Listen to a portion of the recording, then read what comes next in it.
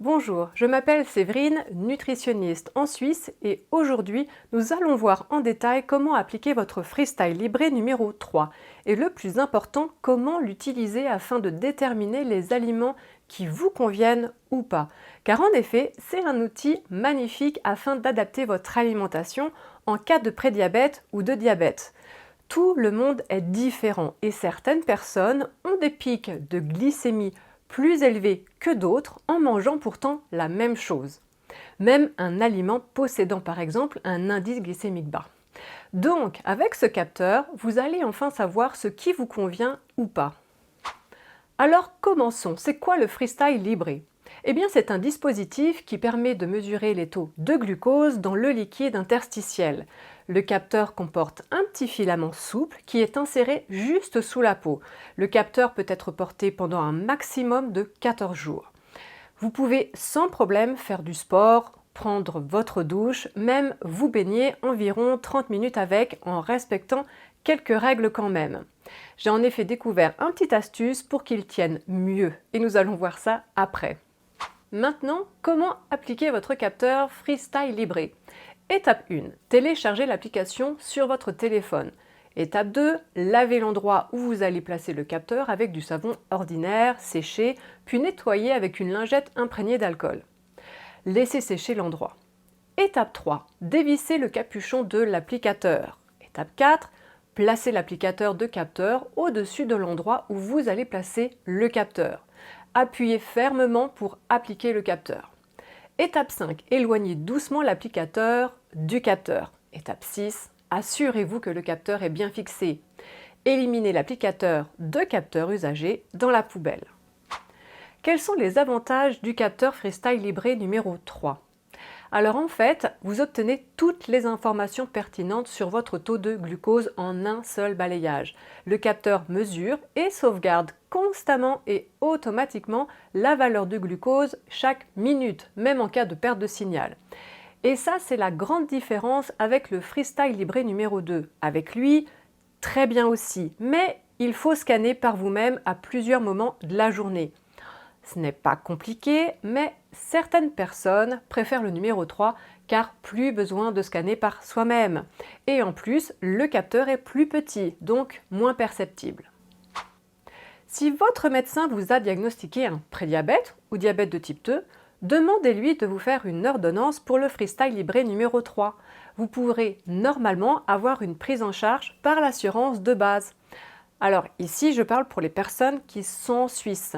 Je ne peux malheureusement pas vous donner d'informations si vous vivez dans un autre pays. Ensuite, vous aurez un formulaire à remplir sur le site de la marque et aurez juste à suivre les instructions.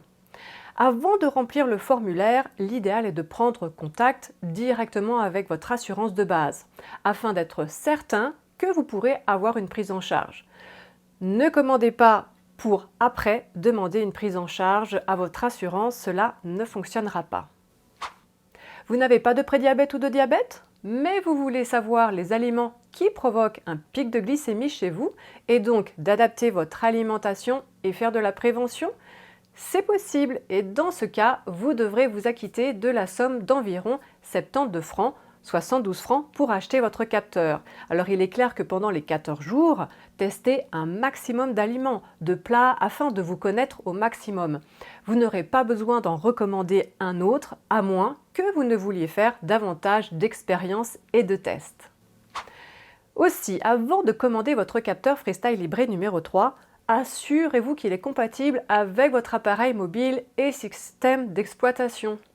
Vous avez une liste des appareils avec lequel le capteur est disponible. Puis une application qui est pas mal si vous avez votre enfant qui est diabétique et que vous voulez contrôler ses résultats, c'est l'application Libre LinkUp. Celle-ci permet de partager les données et les alarmes de glucose avec son entourage. En effet, l'application vous indique par une alarme si vous avez un taux de glucose trop élevé ou trop faible. Et souvenez-vous, il est important d'éviter les pics de glycémie comme en rouge ici. C'est ce que j'ai expliqué dans cette vidéo, quoi manger en cas de diabète, car si la majorité de vos repas sont constitués d'aliments qui créent des pics de glycémie, Eh bien, c'est ce qui pose le plus de problèmes. Ce sont des années de pics répétés au quotidien qui accroissent lentement la glycémie à jeun. Hélas, nous ne l'apprenons qu'une fois que celle-ci atteint la fourchette du prédiabète. Et à ce stade, eh bien, les dégâts ont déjà commencé. Donc, l'objectif en appliquant ce capteur est d'analyser et de trouver les aliments qui provoquent chez vous un pic de glycémie. Dans cet exemple-là, il faut chercher à comprendre et à analyser les aliments que vous avez ingérés. Vous devez changer quelque chose. Exemple, après la prise de votre petit déjeuner, votre glycémie monte très haut, peut-être même au-dessus de la normale, et redescend rapidement, voire même en dessous de la barre inférieure. Dans ce cas de figure, il faut revoir votre petit déjeuner. Peut-être est-ce le pain, un produit laitier, une protéine comme l'œuf. N'oubliez pas qu'une intolérance alimentaire peut engendrer un pic de glycémie, donc pensez à tester l'ensemble des aliments. Et quand vous faites vos tests, simplifiez vos repas afin de trouver rapidement l'aliment provoquant un pic de glycémie chez vous. En tout cas, autant il est normal que la glycémie augmente après votre repas, mais pas aussi brusquement. L'idéal serait de se trouver dans la zone verte ici, dans le milieu, mais évitez les pics comme en rouge ici. La problématique, c'est la courbe quand celle-ci sort au-delà de la normale et aussi quand elle est en dessous de la barre inférieure. Dans tous les cas, ce capteur est pour moi un outil idéal pour toute personne qui souhaite se connaître et adapter une alimentation ne créant pas ces pics de glycémie et donc prévenir ou moduler un prédiabète ou diabète de type 2. Je l'ai par exemple conseillé à une personne qui a changé de médication pour son diabète. En effet, elle prenait de la berbérine, de la metformine, plus elle a introduit un autre médicament pour le diabète dans sa médication.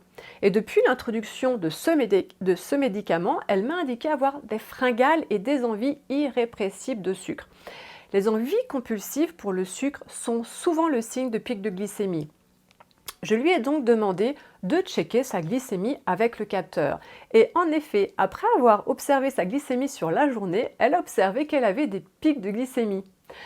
Elle a donc modulé sa médication avec l'aide du médecin, bien sûr, et résultat, en 4 jours, sa glycémie s'est lissée, moins de pics de glycémie et plus de fringales. Bref, un exemple très concret pour vous expliquer l'importance de s'auto-contrôler afin de faire les choix judicieux, que ce soit en termes d'alimentation et de choix de médicaments en cas de diabète. Mais cela est aussi utile pour vérifier l'impact du sport sur votre glycémie. En effet, nous disons souvent qu'une marche, par exemple de 20 minutes après le repas, fait baisser la glycémie. Mais combien de temps faut-il marcher et à quelle vitesse? Eh bien là aussi, le capteur va vous aider dans ce sens, à déterminer combien de temps vous devez marcher pour faire baisser votre glycémie et à quelle allure aussi. Est-ce qu'il vous faut 5, 10, 15 minutes de marche? Ou en faisant 10, 15, 30 squats? À vous de découvrir ça en testant par vous-même. Idem avec le vinaigre de cidre. L'ingestion avant votre repas d'une cuillère à soupe de vinaigre de cidre dans un verre d'eau devrait ralentir le pic de glycémie. Est-ce vrai pour vous ou pas? Là aussi, le capteur va vous aider à le découvrir. J'ai en effet rencontré une personne où le vinaigre de cidre créait un pic de glycémie et non l'inverse. Donc, autant vérifier si ça fonctionne pour vous.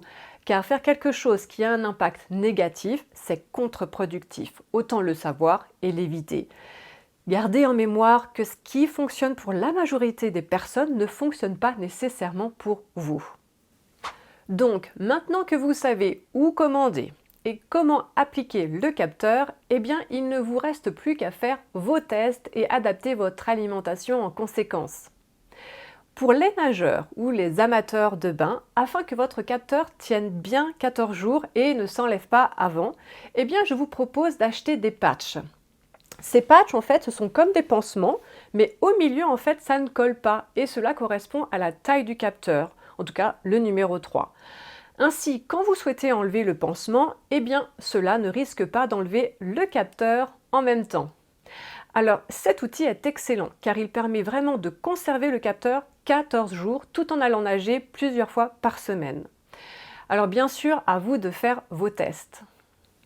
Voilà, cette vidéo touche à sa fin. Si vous avez appris des choses, merci de liker celle-ci. Dernière info pratique, du fait que je parle de différents sujets en lien avec la nutrition, eh bien n'hésitez pas à aller dans la playlist de ma page YouTube pour choisir le sujet qui vous intéresse.